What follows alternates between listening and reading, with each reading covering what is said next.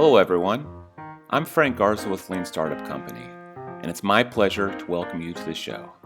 Today, we're bringing you part two of our mini-series with Rhapsody Venture Partners focused on lean startup and the hard sciences. And moderating the discussion is our own Lean Startup Company faculty member, Hisham Ibrahim. Our guests are CEO of Cirrus, Jeff Uhrig, and General Partner at Rhapsody Venture Partners, Jason Whaley. And with that, I'll hand things off to Hisham.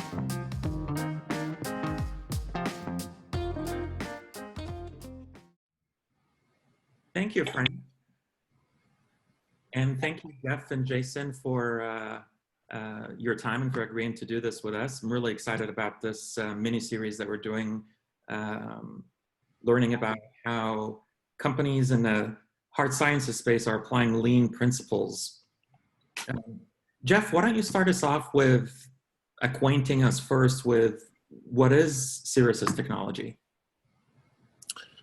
Yeah, thanks, Jim, and thanks again for having me. I really am excited and encouraged by this focus on advanced material technologies and how to bring these technologies to market. So for us, and the way we describe it for lay people, is that the Cirrus technology is inherently focused on reducing the energy requirements to bring materials to market in a final form.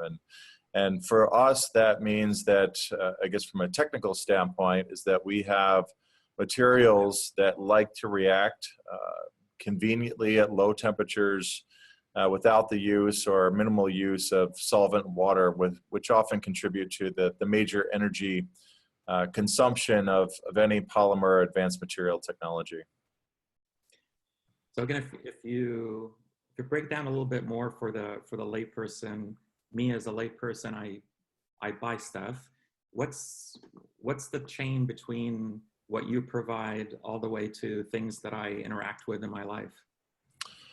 Sure, and Cirrus technology is unique in that we believe it's likely the first brand new monomer platform to be developed and likely be brought to market over the last 30 to 40 years. So for the layperson, most people are familiar with things like latex acrylic.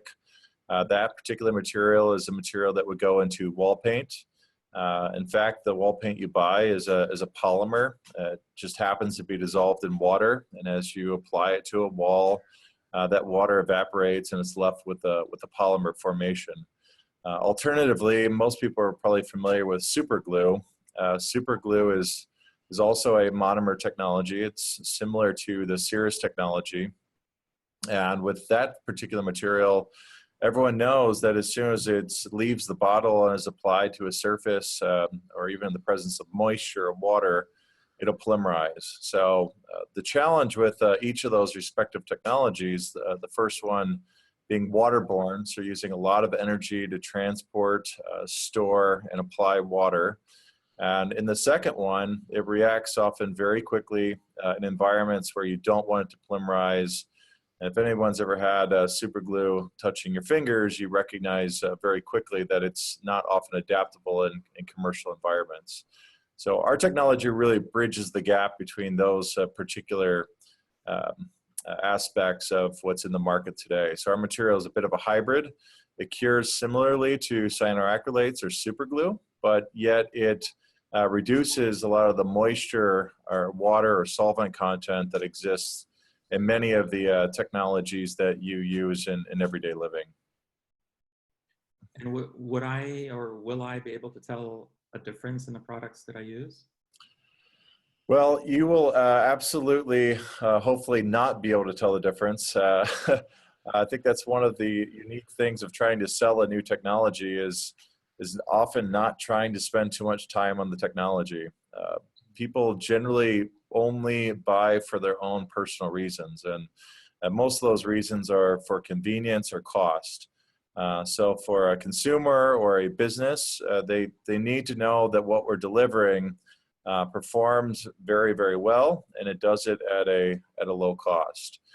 No one wants a different performing automotive coating. Everyone likes the automotive coating the way it is today. And that's what we intend to deliver. We intend to deliver the same product with similar or better performance at a more environmentally friendly cost to consumers and to manufacturers. That's great. So it's targeted at the manufacturers solving problems in efficiency, which we're going to learn about in a few minutes. But let's first turn to you, Jeff, and acquaint us with yourself, your background, and what brought you to Cirrus. Yeah, sure. And my background is I would say at its core, my background is focused on intellectual curiosity. So I'm always curious about how things work, how to make products better, how to perform better.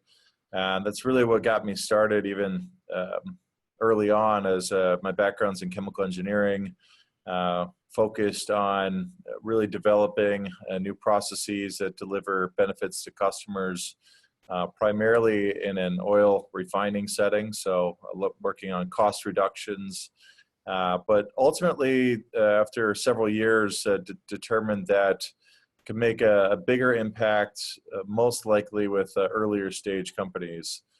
So I went to business school, and following business school, I've really been spending the last 12 years of my life focused inherently on advanced materials, clean technology, and creating benefits, societal benefits, both with the economy and the environment.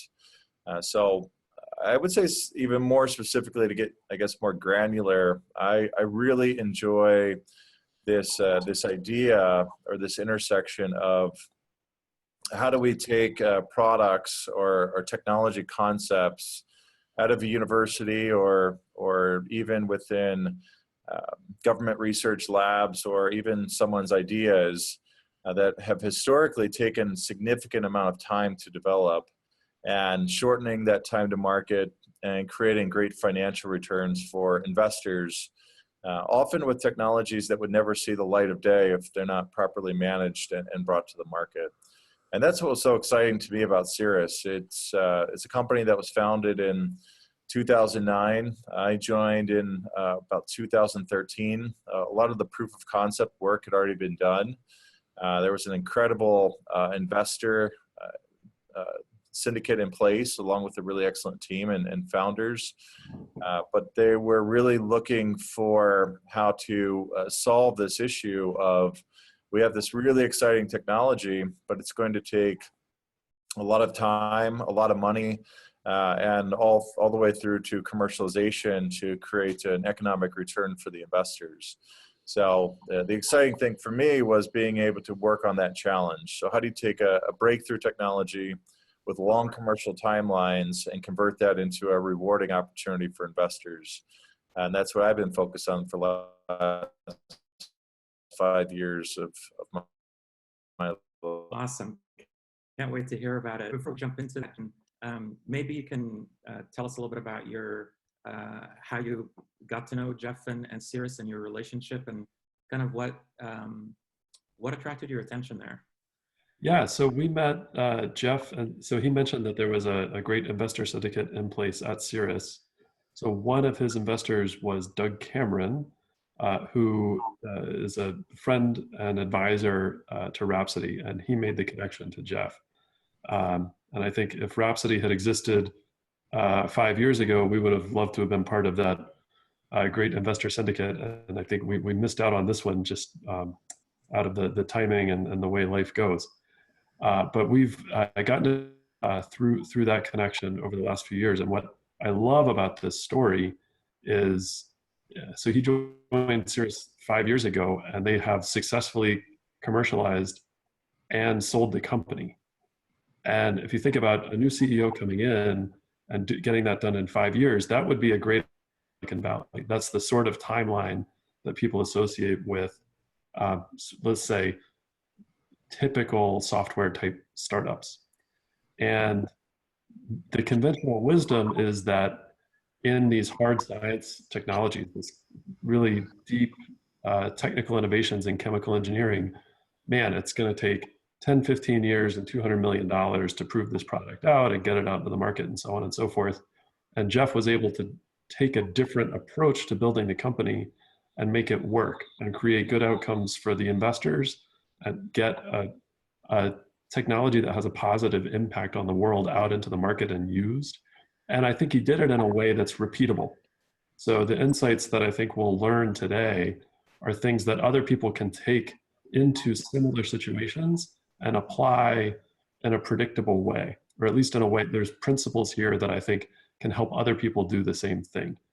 So that's what got me really excited about the relationship we've built with Jeff and this conversation.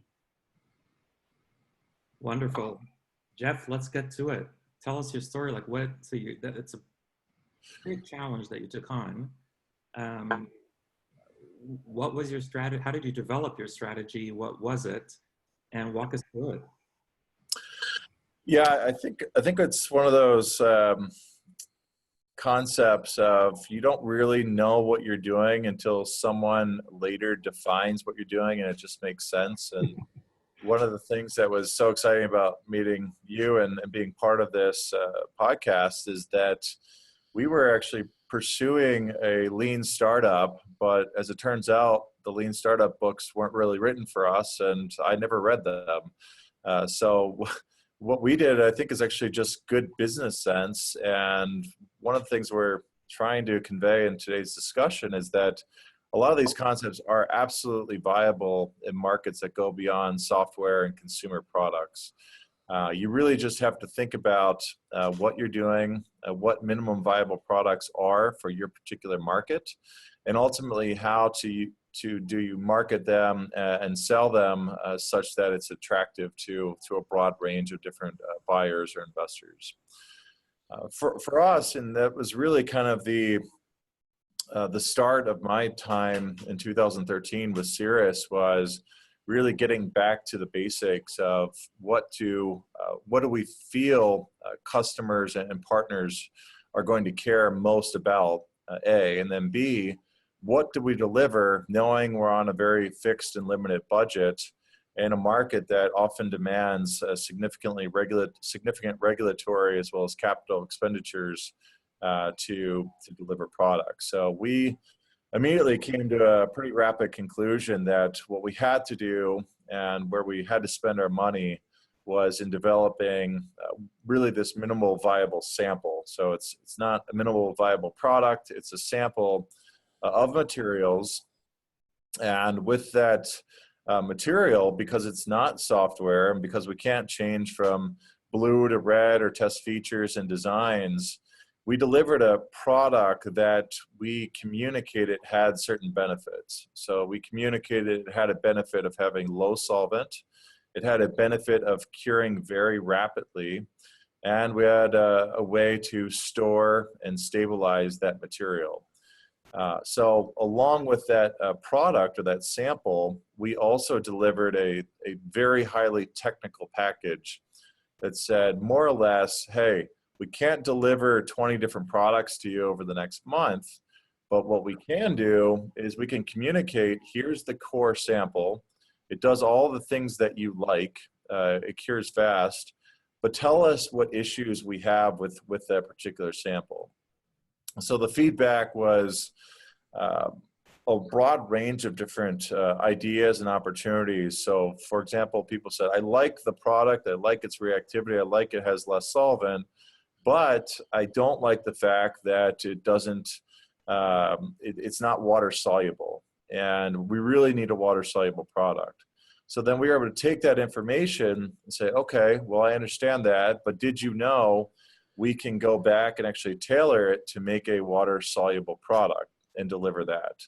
And in that particular case, or many cases like this, we were able to generate interest by actually only having one sample. And then we just use that to inform future decisions.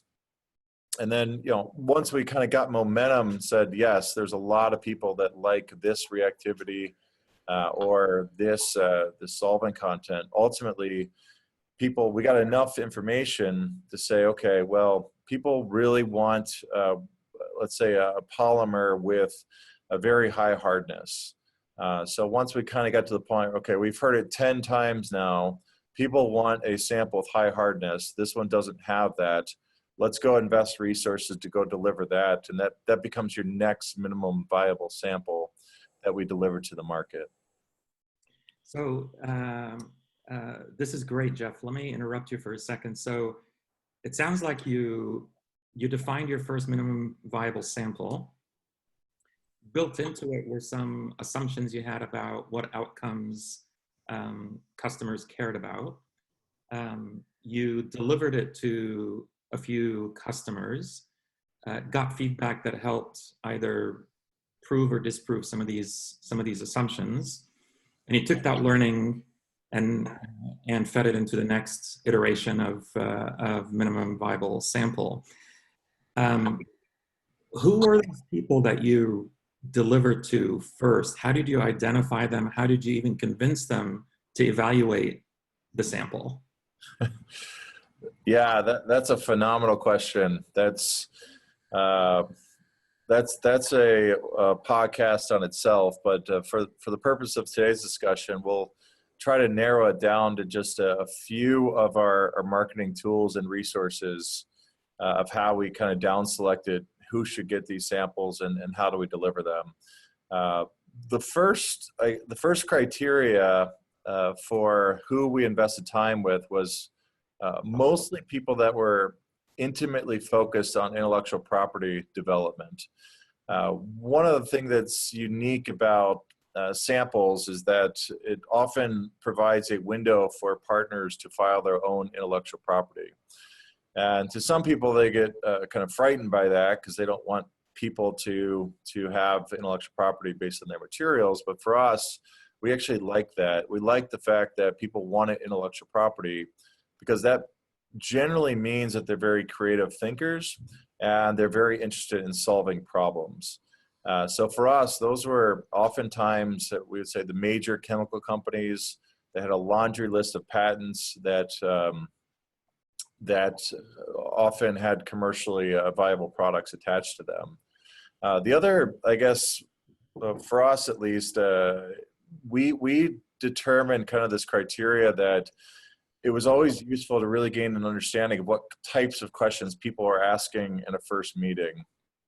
And oftentimes, if the questions were related to how does this work, how does this free radical polymerize, how do you ensure stability, how do you ensure performance properties, those are generally people we got along very well with because they were interested in developing the technology further.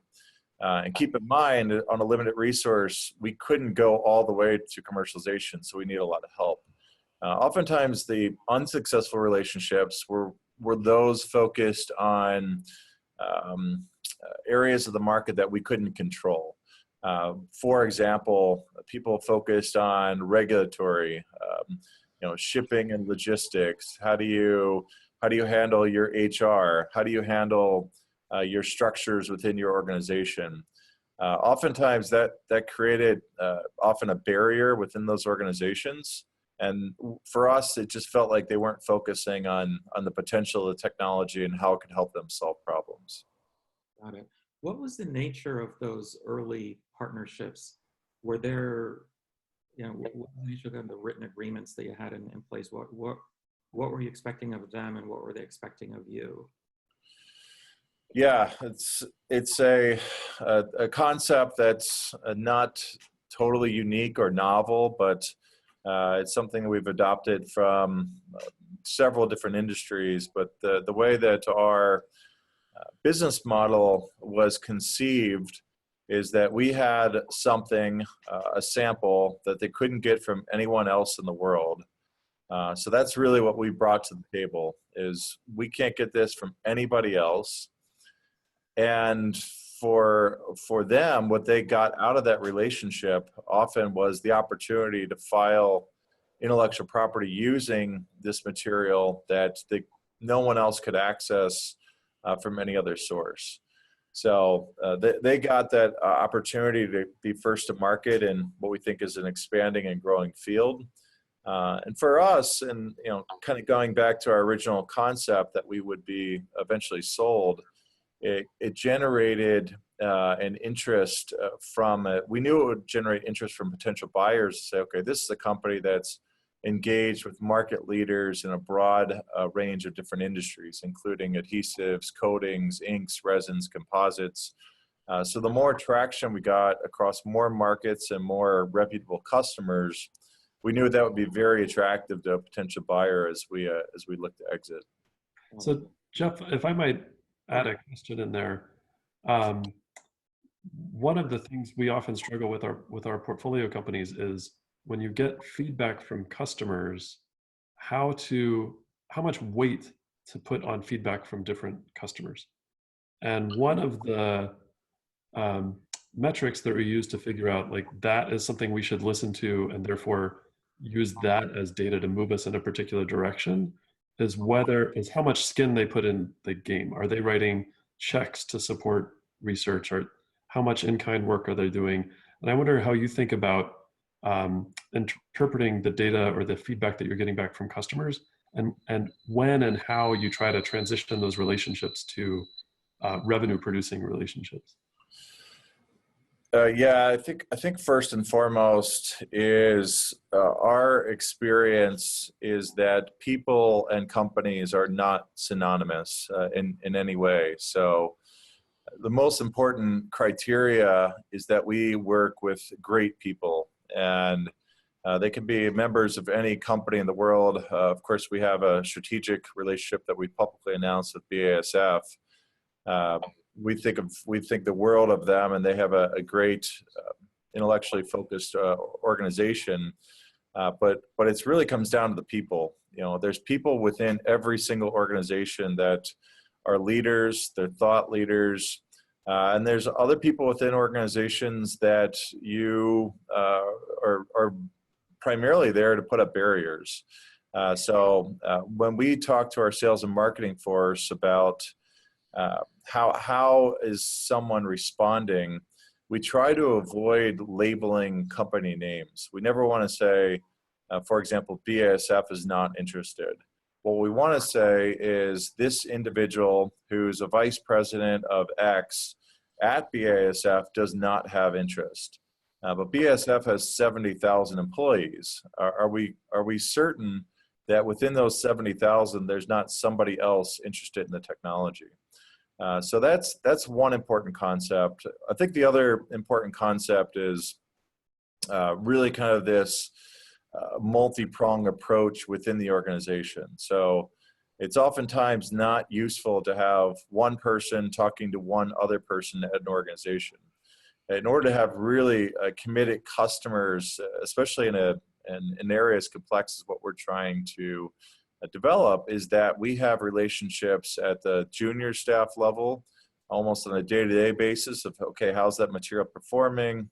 Is there anything you notice that does or does not work? How can we think about that technically? We have a sales contact of organization and market forces. We have regulatory contacts that talk about how our materials need to perform in several different toxicological testing. And then we have, of course, myself personally, I need to have senior level relationships up to the senior vice president or sometimes higher within these organizations, such that when that individual at the junior level goes for a project approval or budgetary approval, the CTO or senior vice president doesn't say, who the heck is Cirrus and why are we spending a bunch of money on this program?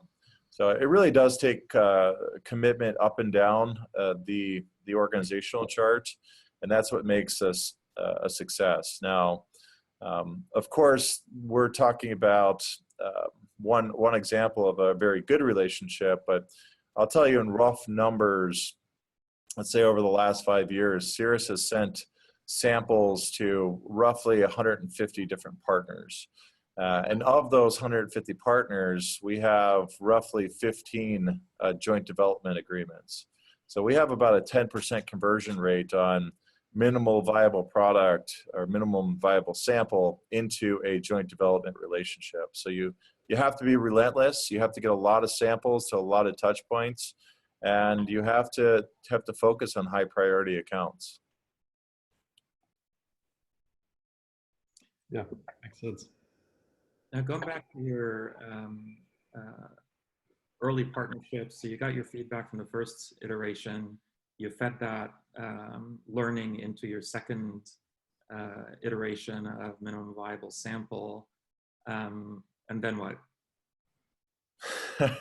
Yeah, I think, yeah, it's always, in our industry and like many industries, it's often working together in lockstep. So I won't go into all the different details of everything that needs to come together simultaneously, but there is a little bit of, I call it faking it till you making it, and this other term, which we may talk a little bit about later, this aura of inevitability. So, as you start getting that confidence, and I think confidence is extremely underrated in startups and organizations, is there's just this sense, whether a partner meets me or they meet anybody on our team, there's just this confidence that, yes, you are not wasting your time. You're not wasting your time on a product or a concept that's not going to be commercialized.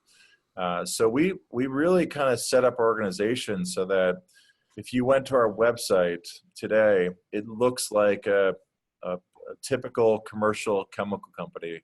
If you talk to someone here, they have great credentials and a number of patents to their name. If you ask us a regulatory question, we're not stumped because, oh, we haven't thought about regulatory. If someone asks us about our manufacturing and scale-up plan, we were never intending to actually scale up ourselves. We knew that that wasn't a good return on investment, but we had a plan. We had engaged an engineering firm. We had full design packages that were complete. So every interaction you had with our company had to reflect a company that was absolutely going to be commercialized.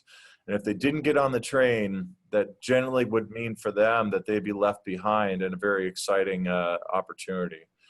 So I just kind of, and we try to live and breathe that at every meeting and every discussion of, we are a commercial company. We are going to be there.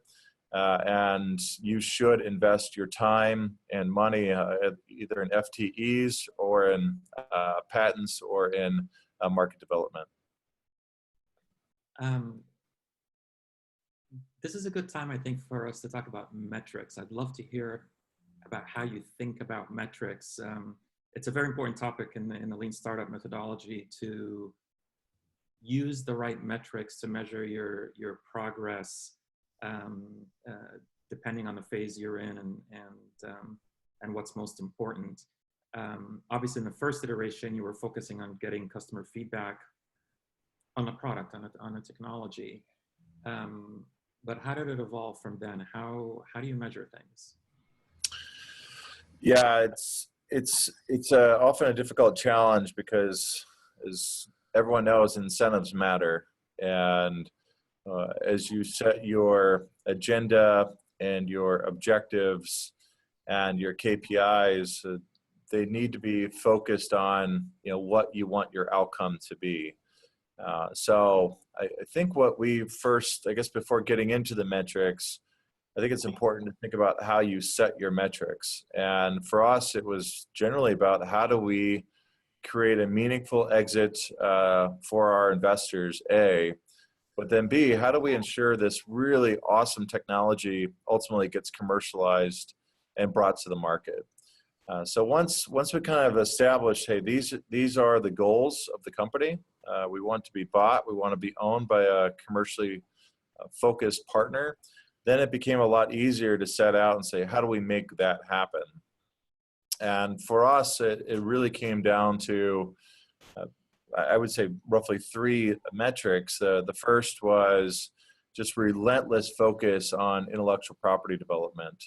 And we set, there's a lot of layers to that. There's invention disclosures, there's filed patents. For us, we actually set a goal of issued patents. I know a lot of people say, well, I just want to get something on file, I want something pending. But we generally believe that in order to have a successful exit, these patents need to be issued. And they need to be issued globally. And we spent a lot of time and money focusing on how do we take concepts and ideas and ensure they're protected in China, in Korea, in Japan, in Europe, and in the United States. So that was clearly a metric that we defined, and we track that every single month. The second bridge to that is really this customer adoption cycle. Again, understanding that we were likely not going to be sending materials or commercially sold materials to the market, we settled on other metrics that created what we call more or less this brand aura of, okay, Cirrus is a real company. It has a lot of partners that are sophisticated and are spending their time and money to work with Cirrus on these important objectives. So again, kind of peeling the layers back there, you could go on multiple layers. You could say, okay, we talked to this many customers and this many people, and we got a spreadsheet, and I could share with you the spreadsheet. There's probably over 1,000 names on it of people we've talked to over the last 5 years. But again, we didn't feel that any of that mattered. The fact that we sent out a sample didn't matter. What really came down to is somebody committed on paper in a joint development relationship that they're going to assign resources. In many cases, they assigned significant dollars to the partnership, and that was the metric that we were most focused on. And then, the third one, just broadly speaking, was the metric of a team. And it's always a bit cliche. How do you measure progress meaningfully as a team? But for us, it was really around the quality hires and their passion for learning and development. And as anyone who's gone through an acquisition knows, a big part of the process, especially for, let's say, a pre-revenue or a pre-commercial company, is who is your team. So we always talked in every single meeting about who have we hired, what is their background, and ultimately when a buyer comes in to do due diligence, they're going to talk to every single team member. That's exactly what happened for us. And they were incredibly impressed with the team. And they felt that, Paul and Shakabai felt that following the acquisition, there was really no changes required to the team dynamic. And we used that as a big part of our evaluation is how's the team assembled and how's it functioning. That's great. Jeff, I want to talk about hypotheses or assumptions that you had that were proven wrong early on before you made a big mistake or a big investment. Do you have one of those? Yeah, sure. I think the one that I think most people are aware of, just because of all the press it's getting, and rightfully so, is this area of 3D printing. 3D printing is a growing area. It's a market that contemplates several different technology alternatives. It's a market that any VC, especially in our space, understands. I think everyone's got at least one 3D printing investment. So a lot of hype around it, a lot of opportunity, and there's massive potential. So it's very easy for an 8-person board to come to a board meeting and say, hey, Jeff, we just had this great idea for where you should commercialize your first material. It should be in 3D printing. And it's certainly not groundless for our technology. I mean, going back to this kind of super glue example, our materials cure similarly to that. You can imagine a material coming out of a printer head and polymerizing almost immediately onto the surface, then being able to build up 3D parts using this type of technology. We also cure very similarly to some other acrylic-based materials that are used in 3D printing. So that's a great idea. Let's go out. Let's talk to some people in the market before we go develop 3D printing inks or materials that we could then go sell the market. So in this particular example, actually one of our board members, Doug Cameron, was previously referenced. His son was working at a 3D printing company. We organized a visit to the company, spent several hours with him, and really kind of showed us the ropes. And at the end, we So, okay, well, great. Well, we'll send you a sample and you'll just put it in this printer and see how it goes. And he's like, basically, are you crazy?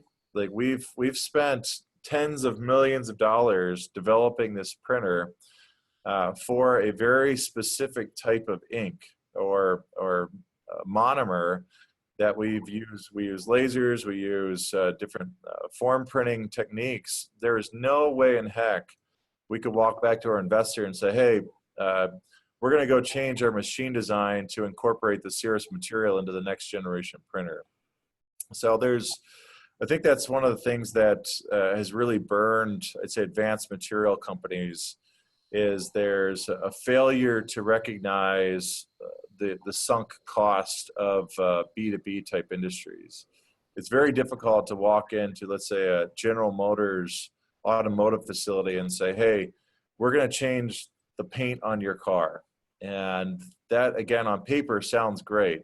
For us, you reduce the solvent. We can reduce the cure temperature by roughly 60 degrees C versus the incumbent materials. We can reduce the fan requirements and the ventilation requirements. And oh, by the way, our materials are testing to be a lower toxicity than the incumbent. So what could possibly prevent someone from changing over to our materials? Well, the reason for that is no plant manager in the world is going to shut down their plant to adopt the new technology without some assurance from the company that everything is going to work exactly as it is today. So that sunk cost is often a very difficult challenge as you try to get into business-to-business markets. So we learn from that, those examples, and we tend to focus now on materials that have shorter regulatory cycles and often do not have large amounts of incumbent infrastructure that's already in place. That's a great story, and I think the key to that story is when you said, let's go talk to them first. Let's go pre-sell before building or developing a product specific for 3D printers. Really, really good story. Yeah. Now I want to circle back to something you referred to earlier, which is the aura of inevitability. The aura of inevitability. Inevitability. What's that about? Yeah, this is kind of a concept I feel like we created. It was always this. There's always this self-doubt, and I think it's often inherent in a lot of scientists of, we don't have all the information yet. We're not certain it's going to work in this particular application. We got a bad data point. I've even seen it go so far as we've gotten 3 consecutive good data points, and somebody wants to go run a 4th test to try to see if they can get a negative result. There's just so much of that training in our university systems and our educational system to let's try to prove where we're wrong here. And we try to really change the script internally. And what's most important is that we all believe in ourselves and each other. And we also believe that we have such a highly talented workforce that all of us, I truly believe this, every employee of Cirrus could very easily get a job somewhere else within about an hour of being on the market. So we've all made a personal commitment to say, this is the most important thing I could be working on. This is something I want to spend my life on. And if those things hold true, then undoubtedly this technology is inevitably going to be in the market because we're so highly committed and focused and being a world leader in this particular technology. And then that has to translate into customers and customer adoption. And the reason that's really important, and again, kind of unlike software where you have, let's say, one customer, okay? it's not a big deal. You can actually have a product that serves one customer. You can, just sell one piece of software. Consumer products, of course, it's a little bit harder, but oftentimes it's very easy to get a toller in China or somewhere else to create minimum viable products and sell those at a profit. Everyone's watched Shark Tank, and one of the first questions is, what's your cost position? I'm always stunned to hear, we made this part for 62 cents or this product for 62 cents. Chemical technologies are not that way. They're very much based on economies of scale. So in order to sell out a plant, there's always this sense, especially the first plant, there's always a sense from the industry and our customer base of, okay, who's going to go first? Who is going to be that first customer that raises their hand and says, yeah, I'll take 60% of the plant output. And if everyone feels that no one else is going to be that person, then it's very difficult for individuals within those organizations to say, yeah, we're going to spend time and money on this particular challenge. And this is certainly not meant to indicate that there's any challenges with the technology. In fact, it's just the opposite. The technology really has no risk. Very little risk, I should say, but the bigger challenge is, in order to get to cost competitiveness, you have to build at a very large scale. And that large scale often comes with, probably on the order of minimally 10 customers, but more likely 40 or 50 different customers that are all joining together to create the scale to reduce the cost to actually bring the product to market. So that's a very important concept. Got it. Your exit strategy, acquisition. Why did you choose acquisition as your exit strategy versus commercializing and continuing on your own? Why, when, who? How did it and how did you achieve it? Yeah, it's an amazing story. I mean, you turned around the company in a very short period of time. Yeah, I think everyone's kind of heard the term, the curse of knowledge, and in our case, it wasn't really a curse at all. It was a huge benefit. I had the great benefit of being in investment banking and working at companies whose strategy was, I would call it a value maximization strategy. So investors had invested in a technology. They were looking for an exit valuation of, let's say, nominally $1 billion, somewhere in that range. Oftentimes, at least in our industry, to achieve that type of exit valuation in let's say a VC window of 7 to 10 years from date of investment, the only real way to get to a multiple that allows for that $1 billion plus exit is to build a plant. And so there's a lot of folks that have taken that approach. Some successful, some more challenged. But I viewed, and I use this term with our board, and not to say it couldn't be done. In fact, it's being done right now. But I always say that strategy is fraught with peril. And the reason I use that term is there's a lot of things that can go wrong that were unanticipated. And those mistakes multiply in terms of the cost and timeline to exit. So just fundamentally looking at VC IRR and the anticipated returns, that last step to commercialization is the most capital intensive step. It's often the longest step. And believe it or not, in my opinion, it's also the highest risk step.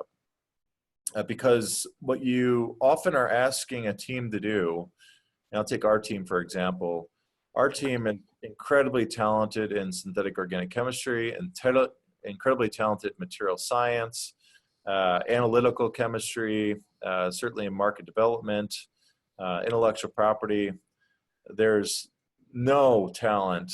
I guess I would put myself in that category despite being an engineer, but we have no talent on scaling new technologies. And that type of strategy also requires a team adjustment. So you'd have to go hire a team. You would have to do site selection. These are core competencies that I personally don't feel many young companies possess. So they have to obtain. So the reason to sell, or the reason to sell within the window that we had, is that we were very successful in our strategy, and the very logical next step was to go build a plant. And we had generated enough interest within our partnerships that we felt very confident there'd be a pretty, I'd say, reasonably long list of potential buyers, where we didn't feel there was a risk of going out to the market and being in a position where we couldn't find any buyers and running out of money. So for us, it was pretty low risk to exit the company. And again, we think it was the most value accretive for the investors.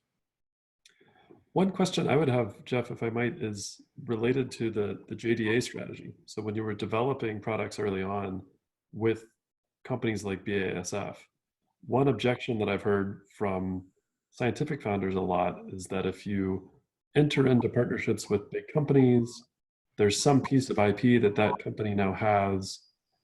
You've given away value, and now it's going to be very difficult to sell the company. And people want to hold on to every last penny that they can because they feel like that's what the VCs want, and that's what the exit, that's how you maximize the value at the exit. I wonder how did you think about structuring JDAs to maintain your ability to exit the company when the time came? Yeah, that's an awesome question. I'm very passionate about this particular response because I feel that the benefits of working with partners, and we did some things to really help us get more confidence, but the benefits of working with these partners far outweigh any possible value accretion scenario of not working with partners. So yes, you definitely give up something, but you also have to know who you are as a company. And I think oftentimes there's just a lack of focus, and it's kind of the chasing the shiny object syndrome. It'd be very easy for us, and now that this is published, it'd be very easy for us to have had a conversation in Germany with BASF, and someone at BASF says, wow, these materials would be great for coatings, or automotive coatings more specifically. We could have come out of that meeting and said, wow, BASF thinks that there's this great opportunity in automotive coatings. Let's just go do that, because we don't want to share any of that value with BASF. We didn't think that was a prudent strategy. And I think it also comes down to, I mentioned who you are as a company. For us, we knew that the value creation event was selling our core materials. So what we really wanted to do is sell as much possible product to as many people as we possibly could. And you try to maintain that flexibility within your agreement. So for all of our agreements, and we put into place these provisions that said, hey, you as a partner are going to have great value to us. We appreciate that. And in return, what we're going to allow you to do is file intellectual property where you think our materials could provide a benefit in the market. And you can own that downstream intellectual property. Well, all we ask in return is that, well, the best case scenario, and this is also often counterintuitive for many people, best case scenario is the partner files the intellectual property, creates a massive disruptive product in the market, and oftentimes that company is someone like BASF, they're 25% of the market. So that is an awesome situation to have a 25% market penetration rate with a single customer. That's massively beneficial. If that doesn't play out and they decide as a company that, you know what, we tried this, it just doesn't provide a value to us. What we ask in return as part of that joint development agreement is that we get a license back to that IP with rights to sublicense.